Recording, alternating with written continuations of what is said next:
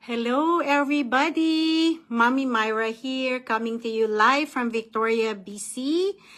Welcome to Momspiration, my business page. At maraming salamat po to all of you, my followers, listeners and viewers, for sending me messages. And your messages really inspire me all the more. Some of you are very encouraging. And you're telling me, sige tuloy mo lang yung go lives mo, continue your post. I know some of you are a bit shy to leave messages and leaving them on public, and so that's why you message me. Maraming salamat po sa inyong lahat.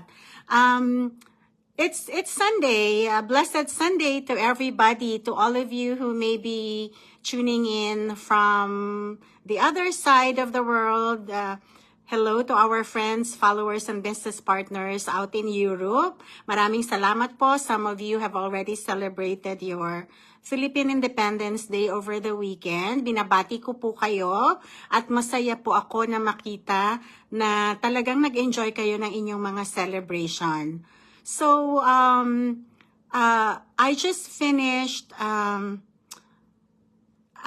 rather lengthy conversation with my children, and I am so inspired because last night some of my children have called me. To those of you who are new to my page, you might know by now that I am a mother of 6 children, and I am a wife, and I work as a nurse here in Victoria, BC in Canada. Kumusta po kayo?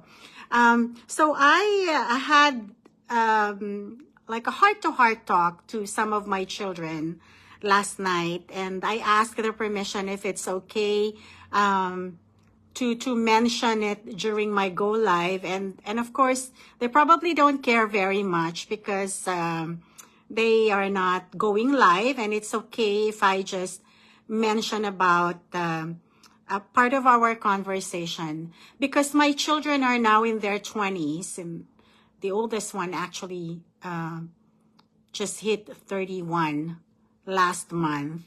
Our relationship now, being, mother and children, has evolved significantly. Para na kaming mga magkakabarkada at mga magkakaibigan ngayon. And I'm sure this is also something that a lot of you are experiencing.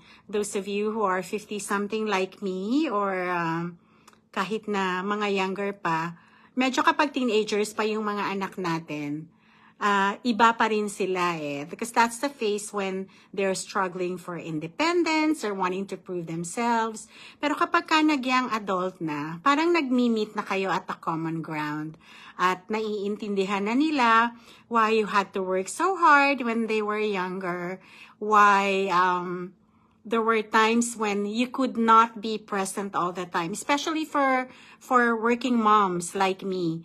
And alam ko pong makaka-relate ang marami sa inyo na mga working mothers na pinagsasabay ang building your career or ang trabaho ninyo, plus, the provision for the family. Nagtatrabaho naman tayo para sa kanila. And because our children is our biggest why sa lahat ng mga gusto nating ma-achieve sa buhay, I am sure na darating din ang panahon na marirealize ng mga anak natin, kagaya natin, nung lumalaki tayo at nagiging young adults tayo. Nung mga panahon na hinahanap tayo ng mga anak natin, when they were younger, bakit hindi ka nakakapag-volunteer sa school, bakit may mga milestone na namimiss mo, darating ang panahon, they will forgive you. They will understand kung bakit tayo nagsasakripisyo at nagsisikap. Dahil yan ay para sa kanila din. Sila yung ating malaking reason for being, malaking reason kung bakit tayo gustong magtagumpay sa buhay, lahat ng ginagawa natin, yan ay para sa mga anak natin. At our age, hindi na yun para sa sarili natin. Siguro, yun na lang, magkaroon ng comfortable na retirement, and that's why we are doing what we do. I am doing what I can para ma-sustain yung lifestyle na nakagisna nila And at the same time, makita din nila na that generous side of you na nagbibigay ka sa charities. Magandang example na nakikita ng mga anak natin yan, na although they are your life, meron ka pa rin ibang buhay na humahanap ka rin ng time na maisisingit mo yung self-care. Kaya ayan yung nagpapamassage ka, nagpapakairo, nagpapafacial. Minsan ibang mommies nagpapamanicure. And there's nothing wrong with that. I just hope that all mothers out there, all parents in this case, will have that time. Like if you're living with a partner, to have that time alone together, na hindi lang yung puro nakafocus sa kids. Let's build that time. Let's find that time para makita nila na pinahahalagahan din natin yung sarili natin. Because ultimately, whatever it is that we are doing for ourselves, all the self-care that we're doing, all the sacrifices that we are doing, yan ay para sa mga anak natin. Para sa kanila yan. And so, with that in mind, kagabi po, talagang I was so inspired, and I said to my children, nakausap ko, that mommy went back to writing. This is something that I think I fell in love with it. And then for the longest time, because I was so busy at work, hindi ko siya naharap. And siguro parang na-sidetrack ako. And so I haven't been writing in a while. Now, last Christmas, niregaluhan ako ng mga anak ko ng maraming notebooks at maraming pens. And I thought, it's probably something, there's a message behind that. Gusto nila na bumalik si mommy sa pagsusulat, and they know that this is something that I love to do. Even as a child, I'd like to. That's how I express my emotions. Di ba ang sabi nila, when you have your innermost feelings, hindi mo ma-verbalize. Minsan dinadaan mo sa kanta, dinadaan mo sa pagsusulat ng tula, or whatever form of composition you have. Ngayon, di naman ako ganun musically gifted. Although, sometimes there's melodies running in my head na parang there's a song that's na parang gustong sumibol bigla. Now, I used to do that, although I never really published anything. So, ang sabi nila, if you don't publish it, it just perishes. Well, mine is stored in a treasure chest na unti-unti pinapakita ko sa mga anak ko. This was my writing before. Some of them, they say, oh, yeah, those are cute, Mom. Parang you were so in love when you were writing it. And before, I was too shy to share it to them. I guess because I thought, di pa nila maiintindihan. Teenagers, di pa nila maiintindihan. But now that sabihin natin, we're kind of seeing eye to eye at naiintindihan na nila more ang mommy nila, I can show them. And so, I shared with them this composition that I made. It's very simple. The words are very simple. Actually, there's a melody playing around in my head. Kailangan wala akong arranger.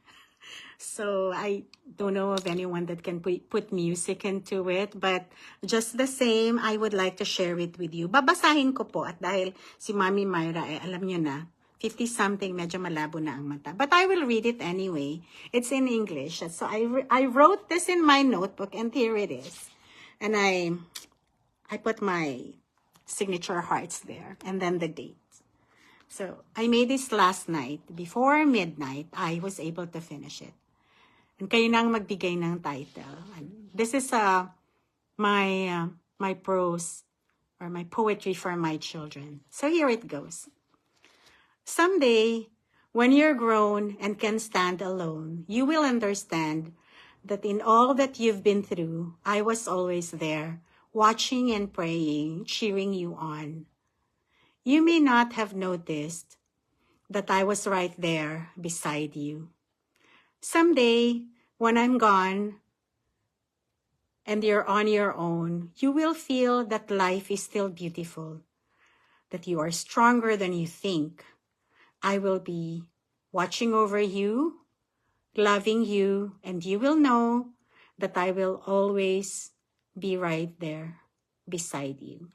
And so I put my signature, Mommy Myra, and the date. That was June 8, 2024. And so, gusto ko ring i-flex dito yung song na ginawa ng very favorite ko na couple who are both singers and songwriters in the Philippines. Although the husband had passed away, I guess about 12 years ago. Hi, in heaven, Sir Boji, and hello, Miss Adette. So they wrote a song for their son, and it's entitled My Favorite Story. And I can really relate kasi di ba naman tayong mga parents, tayong mga mommies, daddies, kapag bata nga naman yung mga anak natin, lalo na maliliit pa sila, wala tayong ibang bukang bibig kundi yung pangalan ng mga anak natin. And we proudly brag about their achievements. We're so proud to share their milestones. At nabanggit ko rin naman na ako po bilang nanay ay meron ding mga na-miss na milestones sa buhay ng mga anak ko. Kaya ngayon, meron naman akong chance na makabawi.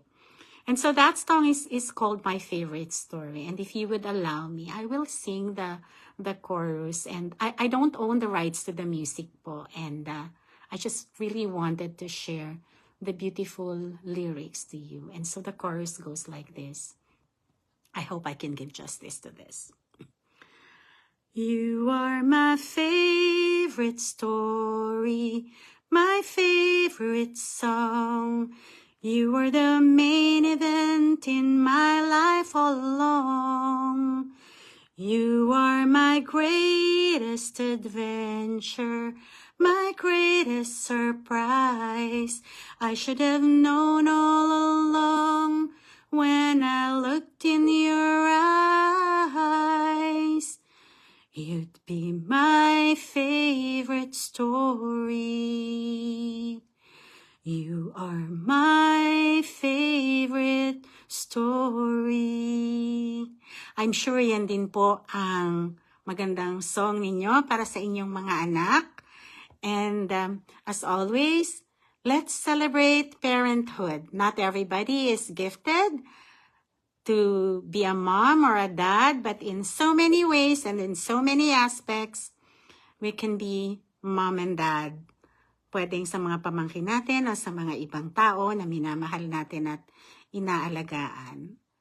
Cheers to all our children. You are our love, our life, our why, our favorite story. Thank you so much, everybody. And to those who are watching the replay too, maraming salamat po. God bless you all, everybody. Again, this is Mommy Myra for Momspiration.